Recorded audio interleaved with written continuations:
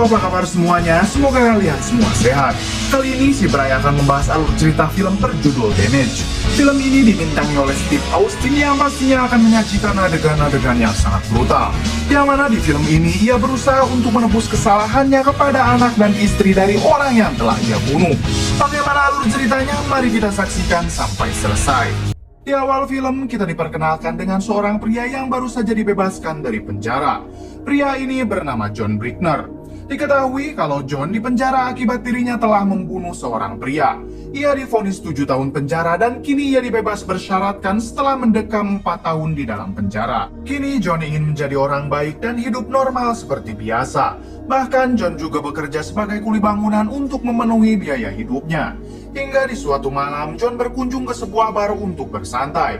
Namun pada saat itu ada sekelompok pria yang terus melecehkan pelayan bar. Pelayan itu bernama Frankie. John yang risih melihat hal itu, ia langsung mencekik dan menyuruh pria itu untuk meminta maaf kepada Frankie.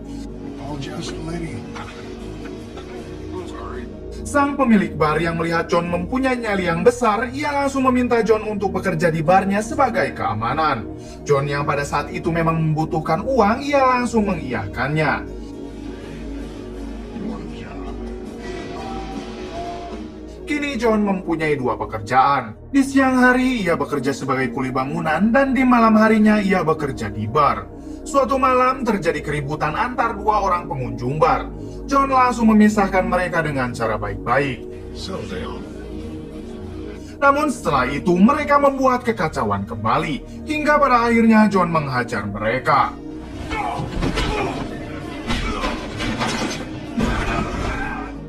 Pada saat itu pacar Frankie yang bernama Reno melihat kehebatan John. Ia langsung menghampiri John lalu menawarinya sebuah pekerjaan. John yang sudah mempunyai 2 pekerjaan tentu menolak ajakan Reno.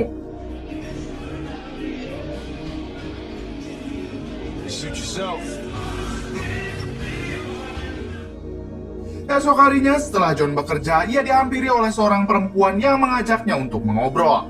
Diketahui kalau perempuan itu bernama Veronica. Ia adalah istri dari orang yang telah John bunuh di masa lalu. Ternyata Veronica lah yang menyabut tuntutan John dari 7 tahun penjara menjadi 4 tahun saja. Di sana Veronica menjelaskan kalau ia membebaskan John yaitu untuk membantu dirinya mencarikan uang sebesar $250.000. Uang tersebut akan ia gunakan untuk biaya operasi anaknya yang mengalami gagal jantung. Dan Veronica sangat berharap kalau John bisa membantunya. John yang merasa saat inilah waktu yang tepat untuk menebus kesalahannya, ia mencoba menyanggupi permintaan Veronica. Saat di rumah, John menghitung uang tabungannya selama ini. Namun tabungannya tentu masih sangat jauh untuk bisa membantu anak Veronica.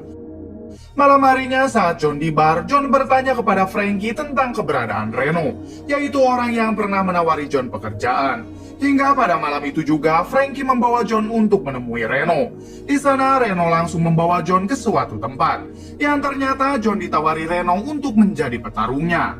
Setelah mengetahui pekerjaannya, John memilih menolak dengan alasan ia tidak berminat menjadi petarung. Well, you gotta earn that fight.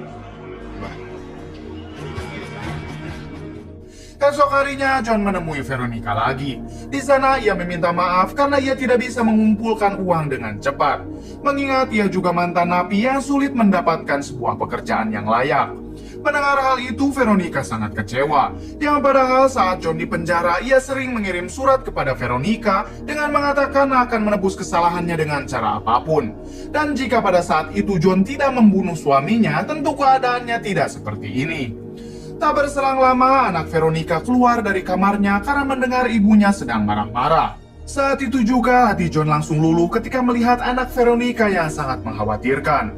Ia langsung berjanji kepada Veronica kalau ia akan terus berusaha mencari jalan keluar untuk mendapatkan uangnya. Esok harinya ketika John bekerja, ia dimarahi oleh kepala proyek karena dianggap lelet dalam bekerja. Bahkan si kepala proyek langsung memecat John pada saat itu juga. Namun tiba-tiba si kepala proyek itu terkena serangan jantung sampai tak sadarkan diri.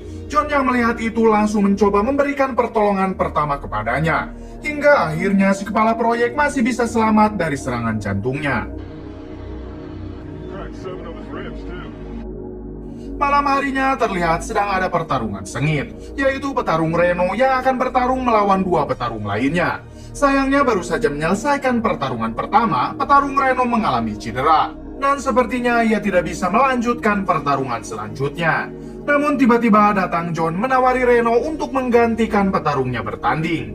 Reno yang sudah tidak memiliki petarung lagi akhirnya memakai John untuk menjadi petarungnya. Namun pemimpin pertandingan yang bernama Deacon mengatakan kalau Reno akan didenda karena telah mengganti petarungnya. Karena di perjanjian awal petarung Reno akan bertanding melawan dua orang. Reno langsung mengatakan kalau ia akan melipat gandakan taruhannya dan Deacon akan mendapatkan bagiannya. Akhirnya Deacon setuju, dan Deacon akan mengadukan John dengan petarung bernama Wolfie. Namun manajer Wolfie meminta Reno untuk membayar hutangnya dulu, karena Reno diketahui sudah memiliki hutang yang cukup banyak kepadanya. Reno menjawab kalau hutangnya akan dimasukkan ke dalam taruhan, dan jika petarung Reno menang, maka hutangnya lunas serta manajer Wolfie cukup membayar sisanya saja. Singkat cerita, pertarungan John dimulai.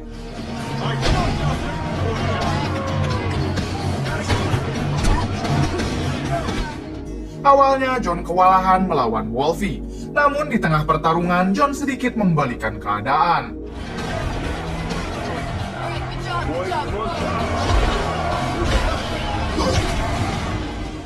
Hingga pada akhirnya John berhasil mengalahkan musuhnya. Setelah itu John mendapatkan bayarannya dan ia juga tidak lupa memberikan sedikit uangnya kepada petarung Reno yang tadi mengalami cedera. Esok harinya terlihat John sedang lari pagi untuk menjaga kebugarannya. Namun saat kembali ke apartemennya, ternyata di sana sudah ada Reno dan Frankie. Reno langsung mengatakan tujuannya, yaitu mengajak John untuk bertarung kembali. John yang membutuhkan uang yang banyak tentu langsung mengiyakannya. Kemudian mereka menemui Deacon, si pemimpin pertandingan. Di sana mereka meminta Deacon untuk membawa John bertarung dengan sang juara bertahan. Karena jika John bertarung dengan sang juara bertahan, mereka bisa langsung mendapatkan uang yang sangat banyak. Namun Deacon mengatakan kalau pertarungan itu bisa dilakukan jika Reno mempunyai modal besar untuk taruhannya. Dan Deacon tidak akan meminjamkan uangnya kepada Reno, mengingat Reno mempunyai banyak hutang kepada orang lain. Reno yang tidak memiliki banyak uang tentu membuat dirinya sedikit bingung. Pada akhirnya Reno membawa John untuk menemui kenalannya yang berada di dekat dermaga. Terlihat orang-orang di sana sedang melakukan pertandingan. Bahkan para petarung itu dikelilingi oleh anjing liar. Reno menyuruh John dan Frankie menunggu sementara dirinya menemui kenalannya yang bernama Nestor. Saat Reno mengatakan ingin meminjam uang kepada Nestor, Nestor langsung menyuruh kedua anak buahnya untuk menghabisi Reno. Yang ternyata Reno sudah memiliki banyak hutang kepada Nestor. John yang melihat itu langsung menghampiri Nestor sembari mengatakan kalau dirinya bersedia bertarung dengan petarung Nestor. Bahkan jika ia kalah, ia yang akan membayar hutang Reno. Pada akhirnya John bertarung dengan taruhan yang dilipat gandakan.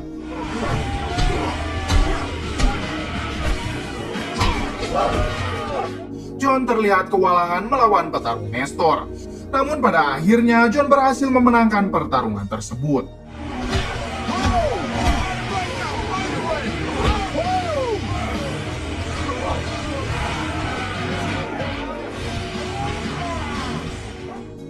Di tengah perjalanan, Reno berhenti di sebuah toko. Lalu ia menggadaikan cincin pemberian ayahnya dulu. Hal itu Reno lakukan karena mereka masih butuh uang yang cukup banyak untuk memenuhi taruhan melawan sang juara bertahan. Setelah itu, John pergi ke rumah sakit untuk menemui Veronica. Di sana, John semakin merasa bersalah ketika melihat anaknya yang sedang terbaring lemah. John berjanji kepada Veronica kalau dirinya akan sesegera mungkin untuk mengumpulkan uangnya. Di sisi lain, Frankie bertanya kepada Reno apakah dirinya sudah melunasi hutangnya kepada seseorang bernama Ibro. Frankie tidak ingin Reno memanfaatkan John untuk terus melunasi hutang-hutangnya. Reno malah mengatakan apakah Frankie menyukai John. Reno juga menegaskan kalau ia tidak pernah menyuruh John untuk melunasi semua hutangnya. Esok harinya, mereka yang belum banyak memiliki uang memaksa John untuk terus bertarung agar uang mereka terus berlipat. Hal itu tak lain agar John bisa bertarung dengan sang juara bertahan. Beberapa musuh John berhasil ditumbangkannya. Bahkan nama John kini sudah mulai terdengar di dunia tarung bebas. Namun karena John terus saja memenangkan pertarungan, sekarang tidak ada yang mau lagi bertarung dengan John. Suatu malam, John menghampiri Frankie. John bertanya kenapa Frankie bisa berpacaran dengan Reno. Frankie menjawab kalau ia sebenarnya hanya menganggap Reno adalah seorang kakak, begitupun sebaliknya. Di sini Frankie juga mengatakan kalau dirinya mempunyai hutang budi kepada Reno dan karena hal itu Frankie selalu bersamanya. Healthy people, they take enough. Guess I can understand when you put it like that. Di sisi lain, Reno sendiri ternyata sedang berjudi. Namun pada saat itu, ia dihampiri oleh anak buah Ibro yang kita tahu Reno memiliki hutang yang sangat banyak kepada Ibro. Di sana, anak buah Ibro mengancam kalau Reno tidak melunasi hutangnya dalam seminggu, maka ia akan menghabisi Reno dan juga Frankie. Now you're late. That way we don't have to go through the hassle of trying to collect. I said he doesn't have any money. Why don't you just let me kill him? Come on, I'm gonna need more time than that. Come on, I'm gonna need more time than that.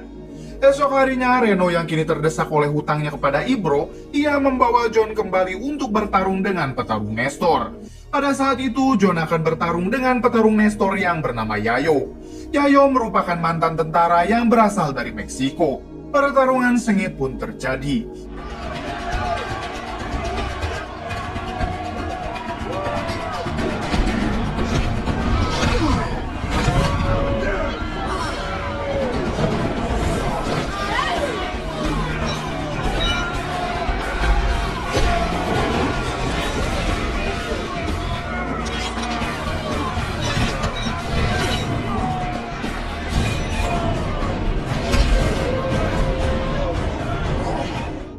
Beruntungnya pada saat itu John berhasil mengalahkan Yayo.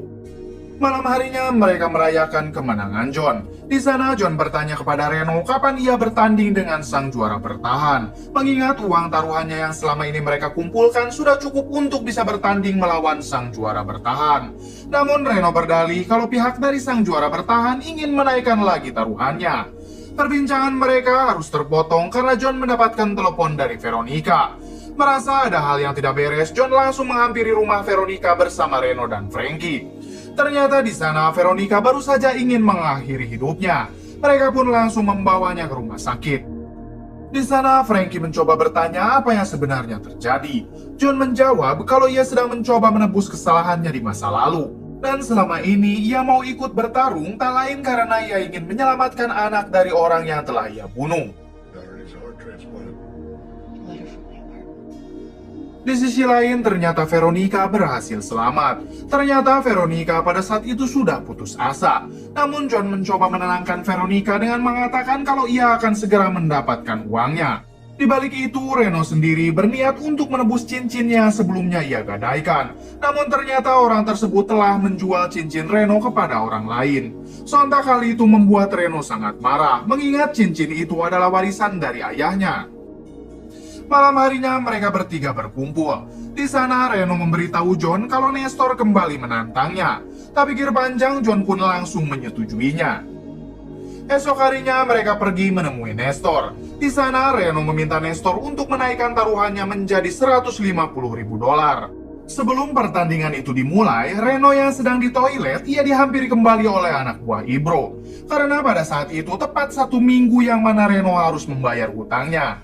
Reno berdalih tunggu pertandingan itu selesai maka ia akan membayar semua hutangnya. Setelah itu Reno menemui Frankie. Ia menyuruhnya untuk segera pergi sejauh mungkin. Namun Frankie menolak hal itu dan ia tetap ingin melihat John bertanding. Singkat cerita, pertandingan itu pun dimulai.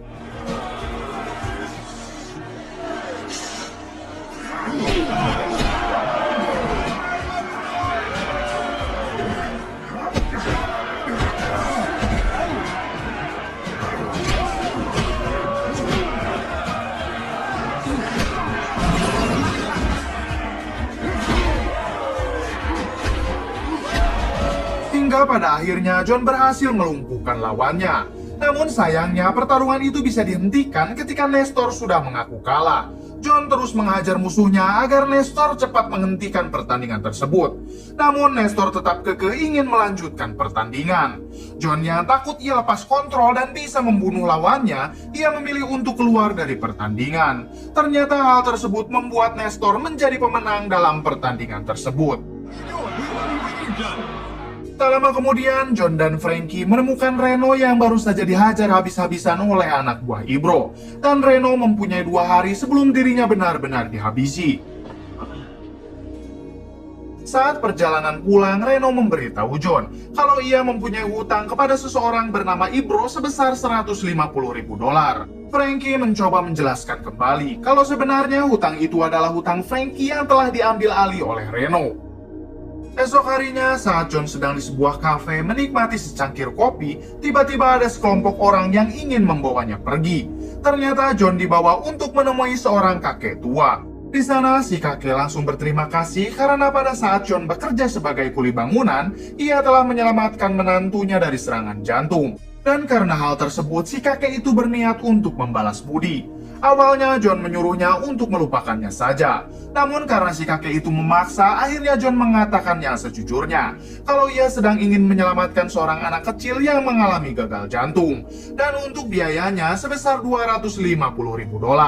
Namun John hanya meminta $150.000 karena ia akan melipat gandakan uang itu dengan sebuah pertandingan. Mendengar hal itu, si kakek itu bertanya kepada anak buahnya apakah John petarung yang bagus. Dan anak buahnya mengatakan iya. Dari perbincangan mereka, akhirnya John sadar kalau si kakek yang ada di hadapannya adalah Ibro.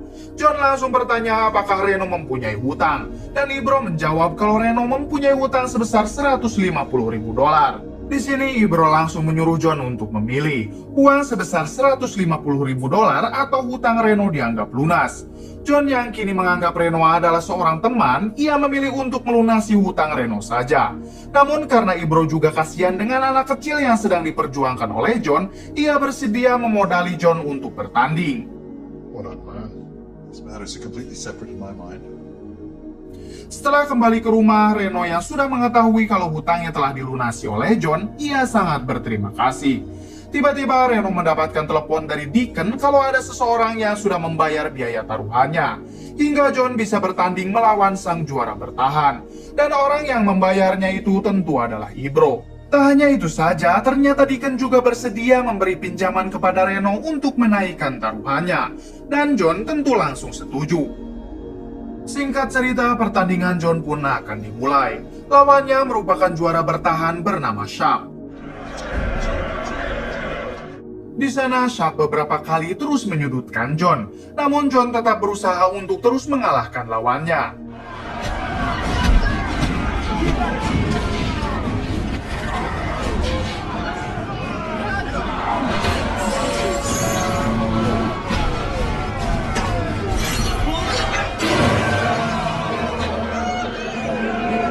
Hingga di suatu waktu John terperosok dan semua orang menganggap John telah tewas dan Sharp memenangkan pertandingan.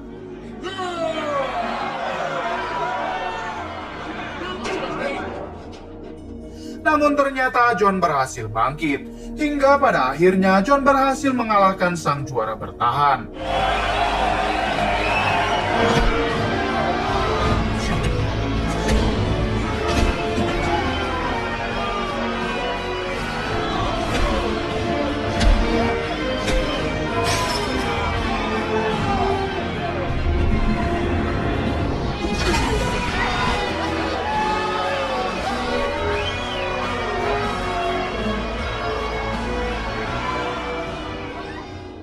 Di suatu kesempatan, Frankie menjelaskan kepada John kalau sebenarnya Reno adalah orang baik.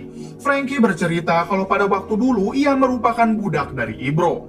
Reno yang pada saat itu melihat Frankie diperlakukan tidak baik oleh Ibro, ia langsung membeli dirinya agar terbebas dari Ibro. Dan hal itu yang membuat Frankie merasa hutang budi dan Reno menjadi banyak hutang. Setelah John mendapatkan uangnya, esok harinya operasi anak Veronica langsung segera dilakukan. Di sana, Veronica sangat berterima kasih kepada John yang telah mau membantunya. Tak lama kemudian, Reno dan Frankie datang ke sana. John langsung memberikan cincin yang dulu pernah digadaikan oleh Reno. Kemudian film pun tamat.